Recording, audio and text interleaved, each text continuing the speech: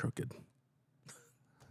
Don't worry. Just go. They ain't nobody gonna notice. I was going to stop it, but he told me to keep going. So here we go. Here's the intro.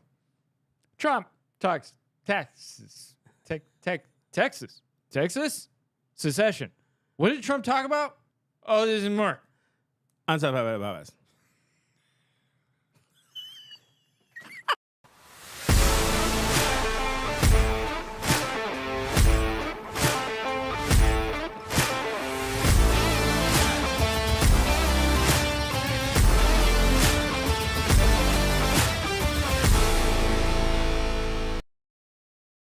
I don't even care. I don't care. I don't care. I don't care. Welcome to the Self-Evident Podcast. You got Mike. You got Massey. Ding. I'm going to be honest. You look a lot shorter than me in the image right now. So I'm going to adjust your camera just for a second. Really? Yeah. All right. On camera. So you go ahead. You give them all the intro, and they'll get to see real world action. Producement. Yeah, producement. What's funny is I adjusted all of these cameras before we even started. Did I not? I was like, yeah, that looks good. I think it's because, too, you're taller than me from here and up. Yep. So when you sat in this chair, you were a jerk and you didn't hunch over. I'm sorry. I'll hunch next time. Yeah. You just got a hunch, you jerk. Did you realize you're teaming with a hobbit? Thank you. Ding. I think it looks better. Guys, welcome to Self-Evident Podcast. Again, like he said, if you have not tuned in to the last recent podcast we've done, we've been doing some really cool messages. We're going to come up with some doozies here very soon. Go to theselfevidenttruth.com. You guys can find out more about our mission, what we're doing. Guys, thank you so much for tuning in and having fun with us as we continue to do what we do, because we love having fun. But also, there's some serious issues out there that we need to address for the public. I know a lot of you have been paying attention to the podcast we've done before about voting the lesser of two evils. We just did a podcast, and that was with my good friend, Pastor Jared Sparks, out of Illinois. We also have a pastor from North Carolina talk about how the church is kicking butt out there in North Carolina. Not literally. No, but they're doing great. And so that, and then now talking about what we're talking about, and forgive us, we didn't do a podcast Wednesday. I'm preparing for a men's conference here this weekend, and I just had a lot to do, so forgive us for that. But Mike and I are back in studio, as always, the tandem. So go to theselfevidenttruth.com. You guys can find out more. We have merch, which Mike never wears. I'm self-conscious. And you guys can purchase merch to help us continue the fight. Actually, and do what we do. Do not use the word never. I do wear it. Yeah, when I pay him. Hey, gotta make money somehow. Gotta make money somehow, dog. So, guys, welcome. We got a lot to talk about. Trump has now promised, and Mike's going to kind of head this one up because he came up with this morning. He goes, oh, boy, it's going to be a doozy. We had a lot of so him and I discuss a lot of different things every week. Like, hey, let's talk about this. Mm-hmm. Let's chime in. You guys are going to see next week. We're going to have some, maybe next week. I think we can do it next week. We're going to hit on Monday. We're going to hit on some questions we even have as Christians and what the church is doing, not as a cap to the church, have we been thinking about this wrong according to Scripture? You know, have we been looking at Christianity wrong in some sense? And do we value more emotionalism over the gospel of Jesus Christ and all those other things? So we're going to be talking about that soon. But this, he came up with this morning. And I thought, man, this is a really good topic because taxes have been an issue for a long time in our nation. We have the libertarian class who's like, get rid of all taxes. And the conservatives are like, yeah, we'll get rid of taxes, but they never do. You know what I mean? Yeah. So, and then you have the left who's like, more taxes, tax the rich. It's unfair. They need to pay their fair share, you know? So Pete Trump goes out and says, you know what? What about abolishing the income tax? Just a haymaker, dude. I love this. So Deccan Herald. I'm going to put up this slide. Deccan Herald. Declan? Yeah, Declan Herald. It says Deccan. Yeah. I've got Deccan in it, but then on the slide I've got... Let me look on the slide. Looks like Deccan. Okay. We're pros. We pros. Guys, forgive us. We're doing our own thing right now. And if you can't see that you would screw up too and it's a little nerve-wracking, well... Right, Pharisee. Yeah. Oh, there it is. There it is. All right. So during a Fox News segment on October 21st, Trump took questions at a barbershop in New York City. The guy is black. He's black. He is more black than Charlemagne the God, I guess. Jeez. Trump's been shot. The government's after him. They're Dude, trying to throw him in jail. Dude said that. He goes, "This guy is the blackest president we've ever had." And it was a black guy, and the other black commentator goes, "More than Obama?" He goes, "Oh yeah." He goes, "My man's going to be on probation when he becomes president." And dude, they're all laughing. And then he says he gets shot and throws up the black power. I was like, "Dang, these are black dudes talking about it." I could go even farther with it, but I won't.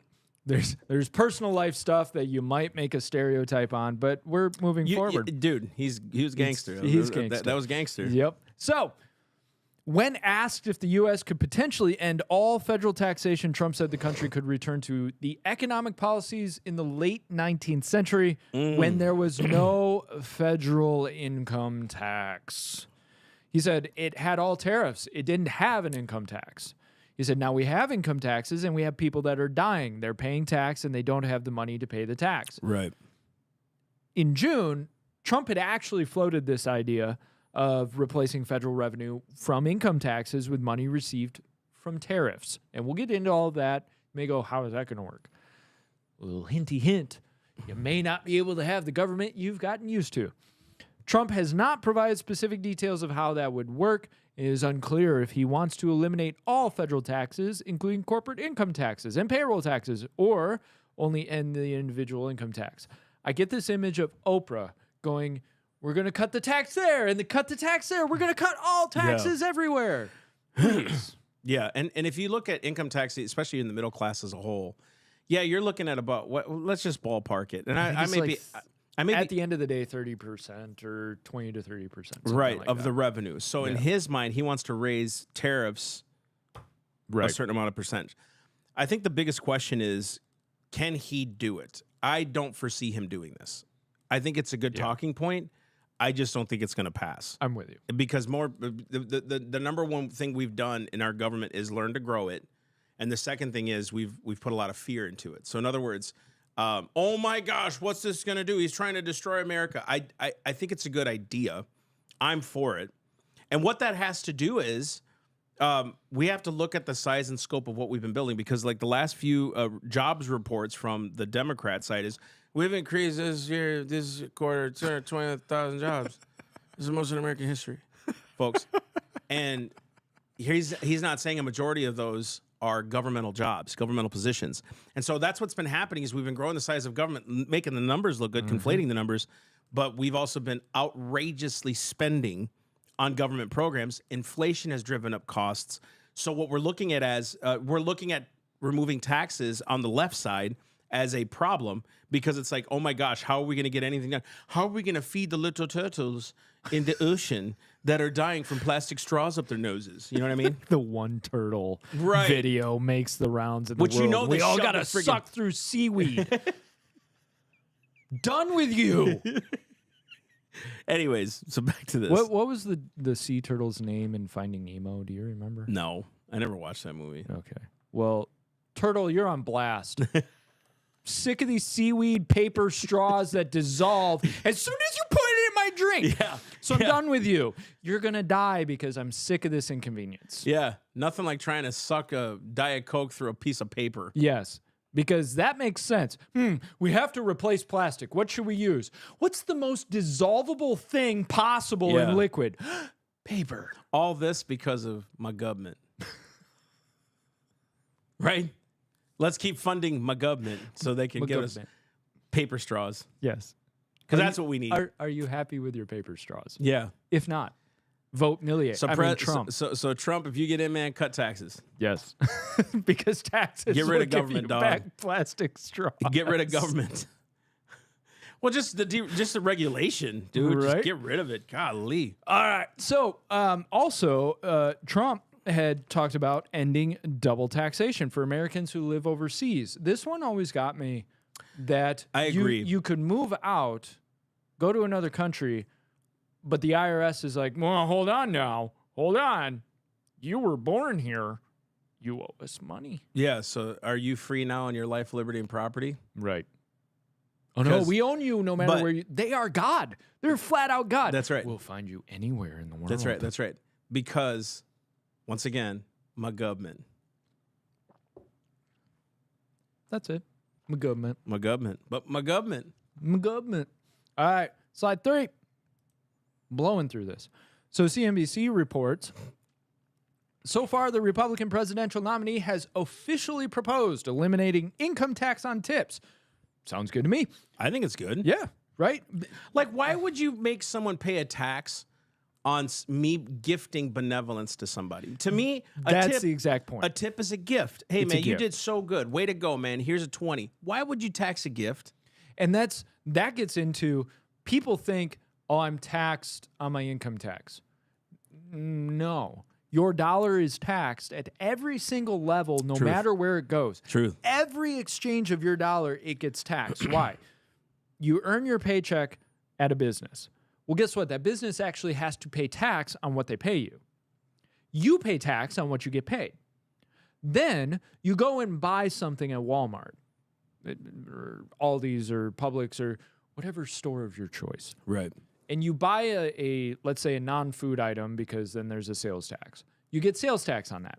Then you go and you could be taxed on the gifts you give, right? You could be taxed on. Now you don't trust me. Because I just picked my nose. I thought, did he switch that camera angle? Because there was a hair bothering me. That's awesome. We're keeping this in, right? Sorry.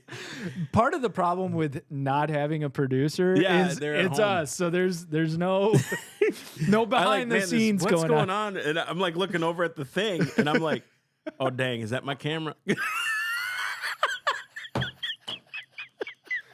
Meanwhile, the audio listeners are going, what is going what on? happened? Yeah. Mike was on a train, and then all of a sudden I'm something sorry, about dude. nose I'm pick? so No, you're sorry. good. I'm so sorry. So I would be worried about that too. But your dollar, Yes. right? Your dollar gets taxed everywhere it goes. So let's say you put gas in your car tank. You earned your money, which of course you got the income tax on. Then you Right. go pump your gas. Well, you get taxed on the gas. And then you get on the road. Well, you're getting taxed for your property taxes and stuff for your road tax. Right, Because right. of And course the you got to city- get taxed for that. and then each business gets taxed about that same Oh, road yeah, that the yeah. house was taxed about, right, to Yeah. grow. And then we send our kids to schools. We got to get taxes more because of the schools that we send them to, because businesses already pay tax for the roads and the schools and you know what I mean? Like, it gets worse and worse and worse and worse. And can we get cynical for a second? Sure. Government, this is part of what frustrates me about this whole thing. You tell me, okay, you have to report.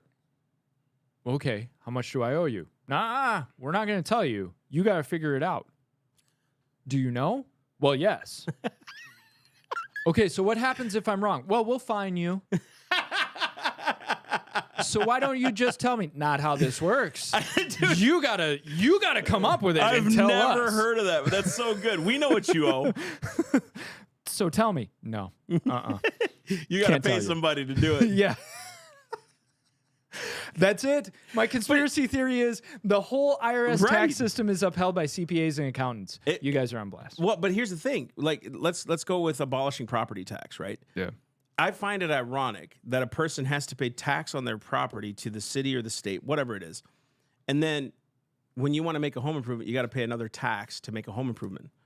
Great point. Right? So I'm paying for the property, the value of what I have. I'm trying to increase the property level and the value, but you have to make me go get a permit to go do the work on my house to increase its value. Oh my god. It's like triple taxation all the time. Like, there's always more and more and more and more. In PSL, I can't pull out my tree stump in the front yard. They'll fine me for it if I don't get a permit for it. It's like, to pull out a tree on my property that I just paid tax on, Dude. I have to pay another tax to pull out my own tree of the house that I bought that I'm paying property tax on every year. Right. Which invariably would most likely raise your value. Now, maybe only a little bit, maybe only $50, but you don't have an ugly tree stump in front of your house. So Right. your value goes up, right? Now, I can cut it down to the stump and leave it, but I can't pull it out of the ground. PSL is like, oh, your shingle flew off? Well, that'll be a $300 There's permit. a code Yeah, violation. code violation, and we'll charge you until you fix it. Oh, by the way, we're going to charge you to get a building permit in order for you to replace that shingle. Oh, and then of They course, have to inspect it. yes, we have to inspect it, which of course you pay an inspection fee. And by the way, if your house is looking clean and is ship shape and it's up to code, Well, then your value increases. So when we appraise it again, your value goes up and your property tax goes up. Now I get it. Mm-hmm. Now I get it Same. why people are like, just do away with government. Mm-hmm. Yeah, and it's so inefficient. So when he's talking about taxing, the conservative side of me says, well, government's incompetent anyways because it's comprised of people. Government is not an entity. It's comprised of people. Mike and I were talking off camera for a little bit about what's legal, what's not legal, what should we create laws about. And one of the things that bothers me is government says it's not right for people to do certain things. That's why we regulate it. It's so crazy, though, because those same regulations don't apply to those same people in government positions. Mm-hmm. Oh, yeah. You see what I'm saying? Yeah. So, like, the people are wrong, but us up here, we're not. And that's the that's the purest form of definition of tyranny. That's what it is when government can do what you can't. So what he's proposing here is it will eliminate a lot of money into the federal government. However, what the economists aren't talking about in some of these things is when you reduce taxes on people, when you cut that out, that gives people more spending power. Spending power dries up revenues. Revenues dries up taxation. Taxation from the states then can pay into the federal government. And it could be an even trade-off. We don't know. But people do spend a lot of money because innovation in the United States is insane. Mm-hmm. We're always coming up with something new.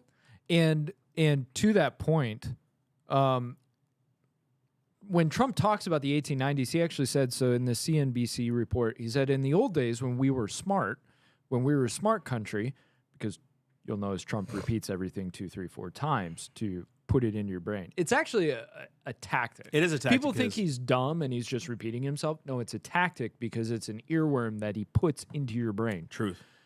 So he says in the 1890s and all, this is when the country was relatively the richest it ever was. It had all tariffs. It didn't have an income tax. He said, now we have income taxes and we have people that are dying. Now, I'd like for him to expand on this whole people are dying thing. And I don't necessarily disagree, but it's kind of a hard sell to say taxes equal death.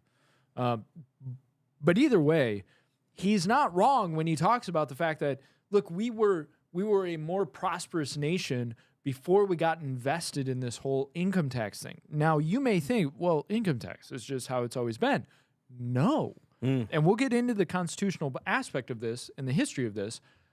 But just as a little taster for you, income tax, it was debated. It was temporarily put in place during the Civil War and then quickly found now unconstitutional. It got argued about, unconstitutional. And then like 2 years before the 16th Amendment, it's a constitutional thing. Yeah, And because then- the and then government all of a has the authority to taxate. And it doesn't mean what they took it as, but that proves how bad things have been interpreted for years through courts and whatnot and legislation. Like the one question that these lawyers, that these court systems aren't asking themselves is this. At the founding of a nation, our America, when we broke free from the land of Great Britain and we said we're going to be a sovereign, independent nation and we want people to be free, do you think they were up there thinking about how then can we strip the rights of the people and take their money? Because that's what the King of England was doing. Yeah. You and I are teaching a Constitution course at the church, right?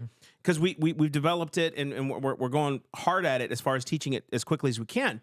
But when you look at the weeks, this is just a plug, shameless, weeks 3 and 4, and you can speak on the other. I actually took from the Constitution course to help round this whole thing out. So but just go with me for a minute because I'm not going to hit on what you're hitting on. No, you're but good. what's happening is in 3 and 4, when you look at the Townshend Acts, when you look at the Stamp Act, all these were tariffs placed on the people themselves. And all of a sudden, the Americans at that time would fight against it. They'd be like, yeah, we won. And all of a sudden, yeah, you know what? Poof, another one. And he'd figure out a way to just keep heaping on coals on their heads. Punishment. It was punishment. Tariffs were punishment. Taxation was punishment against people to make them submit. Oh, dude. So we're not looking at taxation that way right now. yeah. And something you and I have got to talk about off camera after we get done is I found some stuff about FEMA that I kind of want to cover as a podcast. Just, dropping the nugget for you guys. But that whole, like, what is FEMA really there for? Anyways, no, you're right. Like, taxation ends up, and people have said, and nobody's really disagreed with this concept. If you want to punish a behavior, tax it. Someday somebody's gonna make a montage or compilation of all of Mike's, vocal. But you don't have a screw-ups. lot of gaffes. You're really a thinker. I talk weird.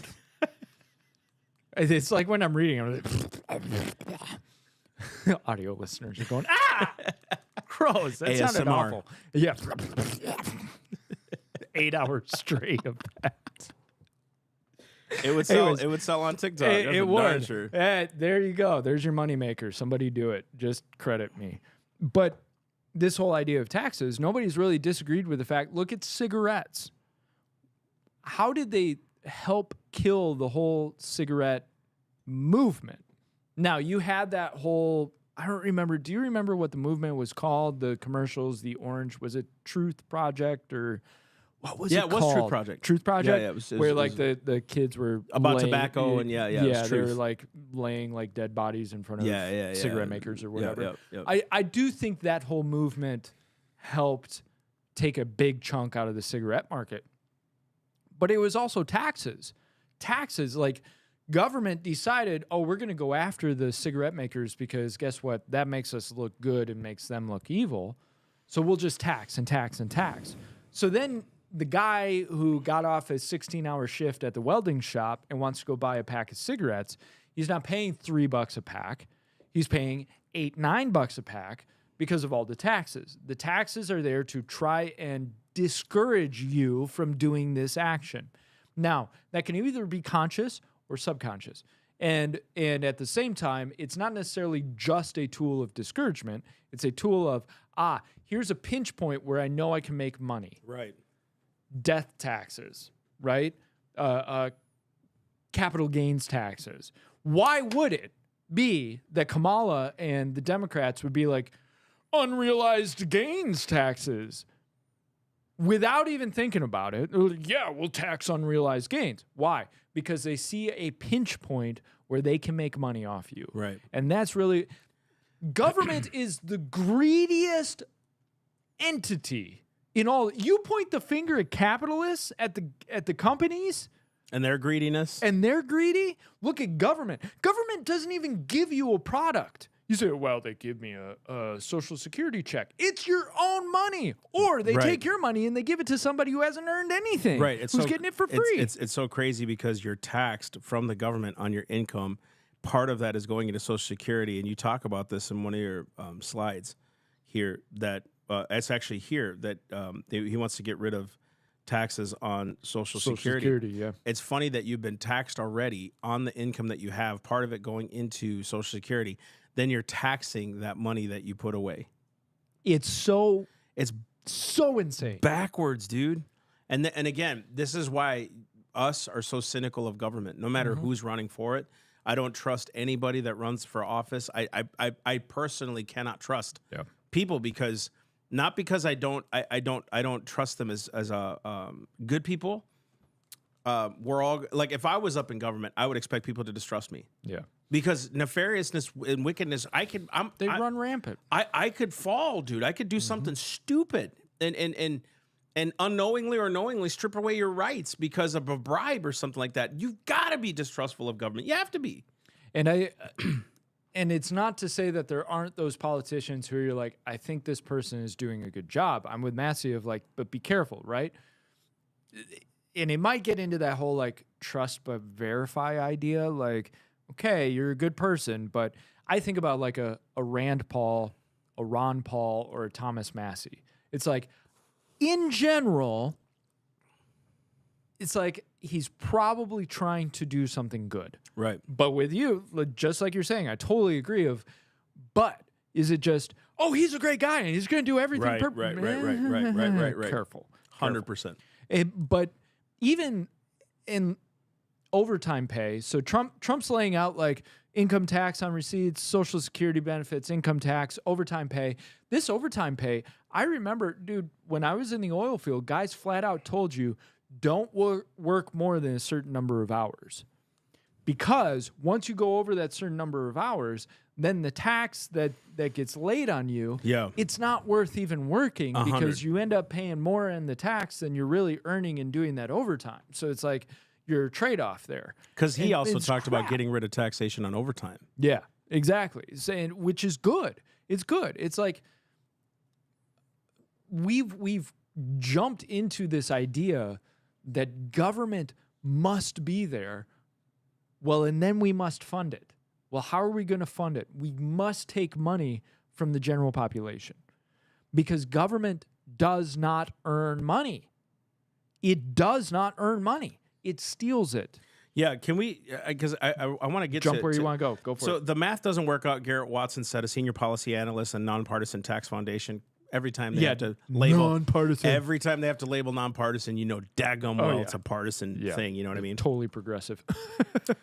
He said Trump's tariffs would raise approximately $3.8 trillion over the next decade, far less than the roughly $33 trillion of estimated revenue generated by income taxes over the same period. So he's actually he actually glossed over some very important facts here. And I'm just a guy. I'm not an economist or anything of that sort. But he's saying $33 trillion of estimated revenue coming through. Well, what if inflation keeps rising up? Are people going to keep working? Can we keep producing at this level?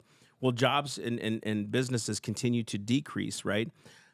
Through this $33 trillion, is this because are they projecting a rise of income tax? Like, in other words, the percentage is going up over the next decade, which raises that revenue. There's so many factors he didn't include in all this that I think that's a great number, $33 trillion. And if that's the case, why don't we just reserve the $33 trillion, pay off our national debt? Oh, you know what I mean? Like, great point. Why aren't we doing that more and focusing on the debt? As a matter of fact, all this raising of revenue that this guy's talking about, why does the government have to keep borrowing every single year to cover the nut? Right. And all this raising does nothing. Keep talking, because I want to look up what the interest payment is that we're paying.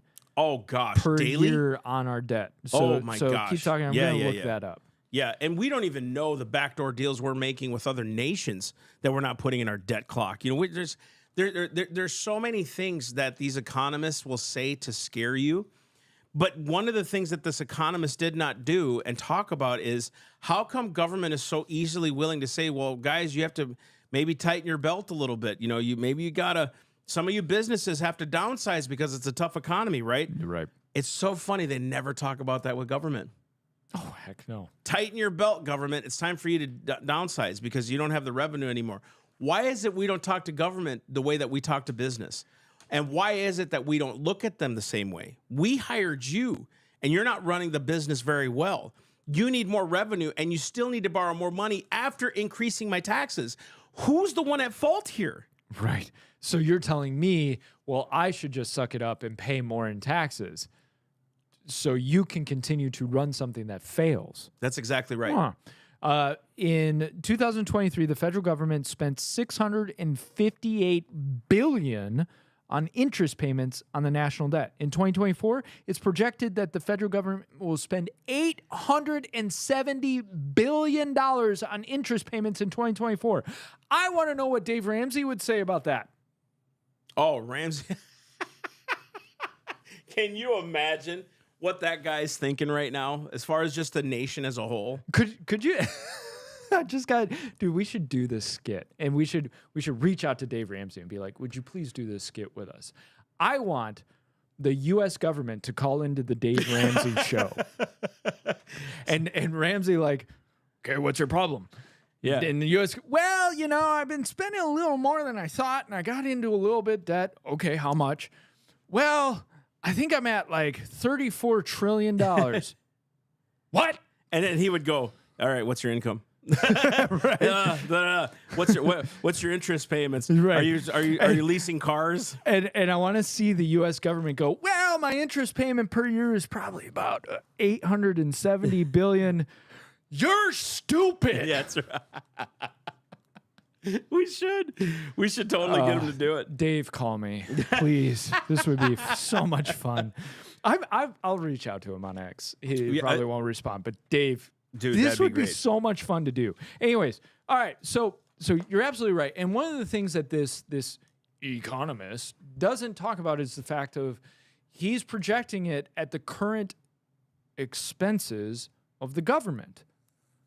So the number one question is, okay, where maybe can you cut expenses? It's kind of like when you get that person who's not real great with money, and they sit down and they go, I'm totally in debt and I'm paying a bunch of payments and bills and I need more money. I need more money. Okay. Well, what are you spending money on? Well, I've got Netflix and I've got Apple TV and I've got Hulu and I've got Amazon, and well, I've got this subscription for that diet program, and I've got this over here, and well, the kids have all of these programs, and well, I decided that I really need an Escalade to drive the kids around, and it's like, at some point, the Dave Ramsey goes, "You are stupid," and we're not, and everybody's got their pet project, so people aren't willing to look at the U.S. government and go, you're spending millions of dollars on this stupid art program grant in this one city because the representative in that district put in their little pork project so they could vote yes on that big spending bill. People don't understand that's how that works. Oh, well, you want to vote yes for this? Well, yeah, we'll write in $20 million for that bridge project in your district, so you'll vote yes. So that's how we get all of this pork project omnibus spending bills. So then we look at the monolith of programs, this Leviathan that has its tentacles in every single little spot in the world. And we go, why are we spending trillions of dollars every year? What program can we cut? And at some point, somebody raises their hand and says, well, don't cut that because I want the lesbian queer basket weaving of Brooklyn, New York grant program. Satire. It may not be, but satire. It's the Babylon Bee is just a reporter of reality at this point. It is. So I could probably write for the Babylon Bee. Yeah, you probably could. Anyway, so taken together, these reforms could leave about 93 million people off the hook for at least a portion, if not all, of their income tax. Of course, CNBC is reporting this. So, we have to couch it as 93 million people are off the hook of paying taxes. Or 93 million people are actually free to keep their money that they've earned. Spend it, invest it, do all that stuff. I get so tired of this. Anyways, so I'm not even going to run the slide, but in June, he had actually announced this. So this isn't the first time. Of course, it's coming back because he talked about it at this barbershop. Trump is black. Now, Trump is not the only one who has talked about this. In Argentina, we've had Milei, who announced the dissolution of Argentina's tax bureau. Just imagine for a second that in America, Trump signed the executive order to end the IRS. And you heard clapping around the world. They're replacing it, Argentina. This is so dope. Argentina, they're replacing it with a simplified agency and will cut a third of government jobs in the process. The office of the president said that the closure of AFIP is essential to dismantle the unnecessary bureaucracy that has hindered the economic and commercial freedom of Argentinians. Statement also said it would eliminate rules ensuring large salaries for senior officials, lowering their pay to similar to that of a cabinet minister. Granted, Milei is a little crazy, but he seems to be having fun. After all, if you forget, his campaign was him holding a chainsaw. And, mind you, him standing in front of a Gadsden flag. This guy's my hero, dude. Him and El Salvador? Yeah. El Salvador's president, who's like flat out Christian, who talks about like getting rid of gangs and whatnot. Him and his cabinet like sitting there praying over stuff. It's like, let's move. Dude. If I wasn't so passionate about America, I'd be looking at property in Argentina or El Salvador. And it's funny because people think reform cannot.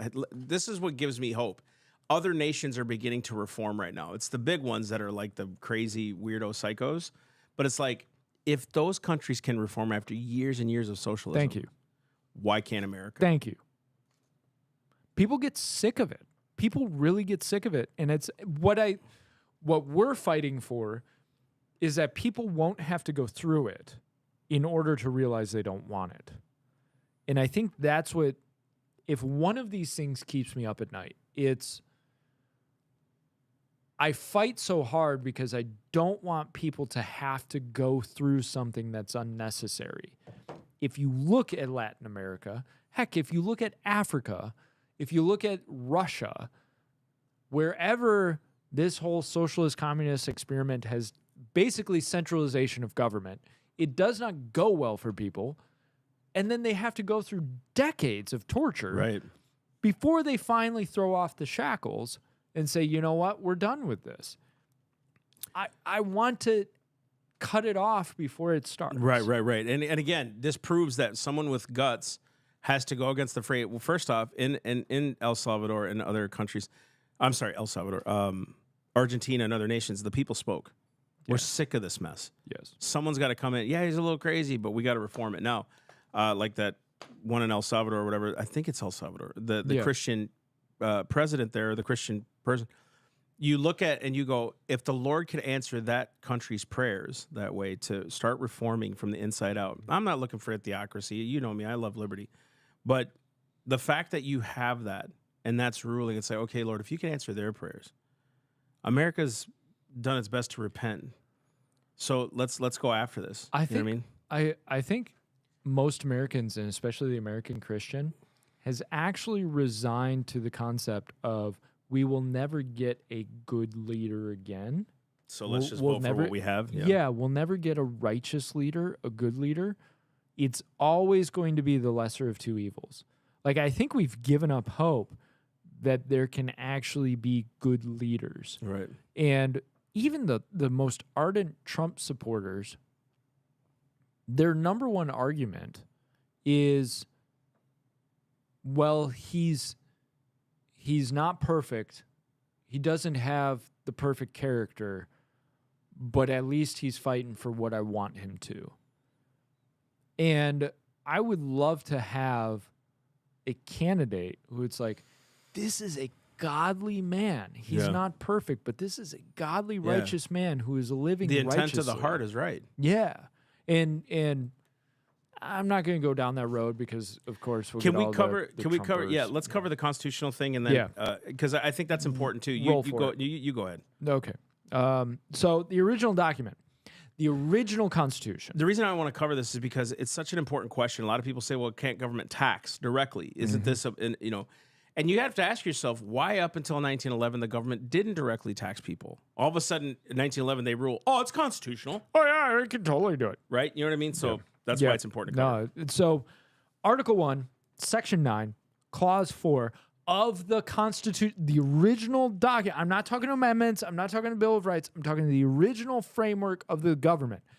In case you've missed it, the Constitution is the rules by which the government is to operate. It's basically the job description of the government. Okay, Congress will do this. This is how Congress will do it. This is the way they operate. President does this. This is how he operates. It's the job description of the various branches of the government. In that document, it says no capitation or other direct, I'm telling you, dude, montage at some point, or other direct tax shall be laid unless in proportion to the census or enumeration herein before directed to be taken. In other words, no direct tax. If they're going to tax the people, guess what? They tax the state, and it's apportioned out to the population of the state, and those people pay to the state to pay to the federal government for what? Because people think our government is federal government. That's not the original intent. The states were intended to be sovereign, their own entities, and they got together This is why Congress was in session or out of session. They got together at certain times of the year to handle affairs of how the states are interacting towards the outside world. Mm-hmm. Then Congress would go out of session. They'd go back to their lives. They would go do their thing. We got it stuck in our head, and this is why, again, Mike is so against the 17th Amendment. 16th. So, well, I'm against 16th, but I'm against the 17th because we took senators voting for senators. Yes. And put it into the hands of the people. Yeah. As opposed to putting it in the hands of the state legislatures. What was that? That means the state legislatures voted for their ambassadors to the federal government. The federal government was a meeting of the minds of the state governments. It was not supposed to be a national government will of the people. Yeah. That's what the House was for. So the House was the voice of the people. It's also the action wing of the people, because that's where the purse strings are. That's where all the voting power is, really. And the Congress was to say, hey, this is what's going on in our state. The EPA is not good for us. We need to repeal that. So you had the interest of the state and the interest as a whole and the interest of the people as a whole, both equally represented. That was the point. Perfect. And that's why taxation was no direct tax on the people. It was the states would determine, okay, what taxation are we going to allow to have? Yeah, and it was by census. On us. And it was by census. It was by number of people, not percentage of income. So in other words, they would determine, okay, everyone's going to pay this flat thing, and then we send it into the states. Now it's different. Yes, and that's exactly right. And that's what's frustrating about this. So in 1895, the Supreme Court held a general income tax was unconstitutional as an unapportioned direct tax, distinguishing it from a tax on business or employment income, which the court described as a permissible excise. So what's excise? It's basically like you spend money. Well, we could tax that spending of money. Or that was that whole transaction. That was that whole interstate commerce kind of thing. Yes, because a person has a good or service, they hire a truck to haul it from Florida to California. You have all these roads that you're paying for. So there's taxes that I get what they were doing. It's inter and intrastate commerce. And that's where excise taxes. So originally taxes were excise taxes and tariffs. What are tariffs? Right. Tariffs are basically a fee placed on goods that are imported. Right. You're doing business with us, you got to pay a little fee for that because we got the greatest country on earth and that people are going to buy the stuff. You want to float your Temu knockoff Chinese crap into our ports? Well, we're going to charge you for it. And now you notice in 1911, the court held that a tax on corporate income was constitutional as a uniform excise, a type of indirect tax. So notice how they'll if you give them an inch, they'll take a mile. Truth. So they walk in and they say, well, I mean, a corporate income, that's not an individual. Corporations, this is where your whole argument of corporations aren't individuals. You screwed yourselves on that whole thing.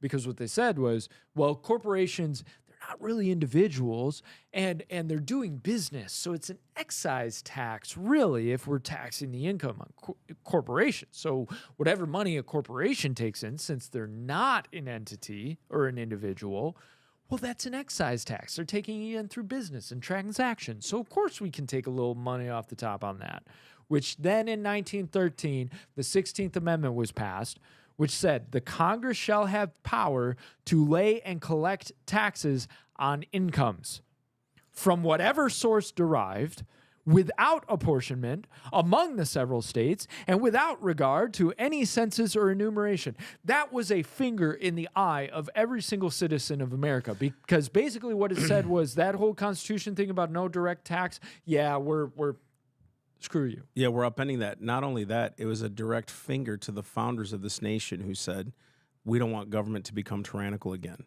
How do we keep government small and in the hands of the people and the states themselves, not the federal? Yeah.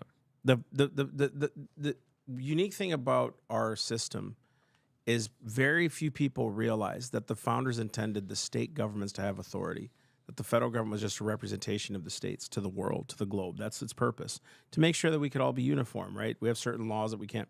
But now it's completely flipped where the states don't have that same authority anymore, that it all comes from the federal government. So now the federal government, if they want us to teach us in schools, that's what we got to do. Yeah. If they want us to do this for our cities, that's what we got to do. We want money from PPP, this is what we got to do. You know what I mean? And it's created this monster conglomerate. Why do they need to tax the people if they can just print money at will? Whew. See what I'm saying? It's crazy. It's a game. This is the biggest Ponzi scheme in global history. I firmly believe this. I agree. We cap on Brady Madoff, which we should have, right? All these things that had happened. But government does it every single day. And we're not calling this a Ponzi scheme. Social Security is truly a Ponzi scheme. It's one of the biggest Ponzi schemes. Dude, we would get upset if someone used a nonprofit's resources to go fund a building project that was not approved by a board. Yet we do that with Social Security. We do that with any other entity that we have in government, and it's a Ponzi scheme. We're literally doing the table, the shell game, and moving. And we would look at those people on the street as shysters.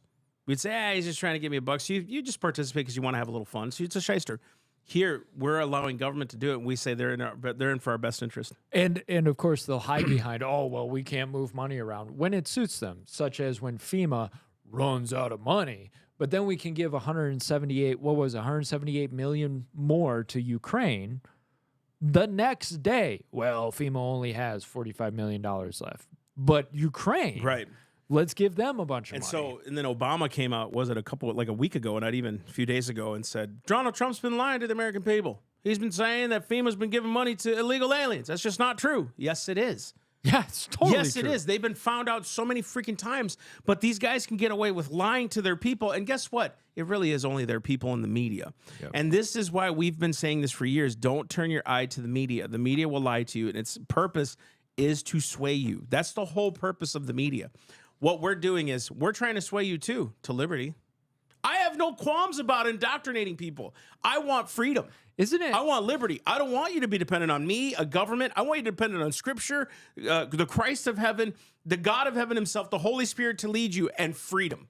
I'm not ashamed of that. Isn't it funny that we get called fascist for wanting people to have their own property, be able to grow their own food, do their own schooling, and do all of that stuff? Isn't that funny?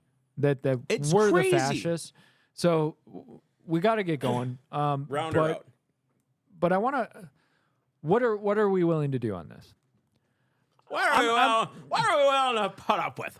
What to me, Trump? I hope you do it. I hope you cut every single government program. And I'm gonna say that there's a deep philosophical point in a classic movie that should be placed in canon.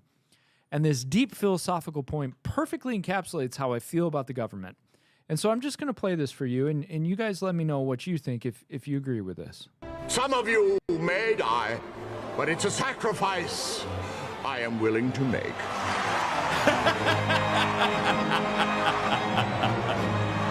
Let the tournament begin! Government, that's how I feel about you. Oh, Farquaad. Give me more Farquaad. Dude, that movie really is a classic. The first one is total classic. I love that. Epic. But I'm sorry. Those of you in the Department of Ed, in the IRS, in the EPA, in the Department of Ag, all of you, some of you may lose your job. That is a risk I'm willing to take. So go to theselfevidenttruth.com. Get yourself some merch. Let us know how much you hate us on social media. By all means, don't bother emailing us. Just type it out so everybody can see it. Lord of heaven and earth. Oh man, what are we gonna do? Oh, we're making all the right people mad. Yes, exactly. Freaking Farquaad. Farquaad 2024, baby. You do realize what that name is a play off of, right? I don't know. Yeah, I can't say it on screen. Anyways, love you guys. Farquaad. Have a great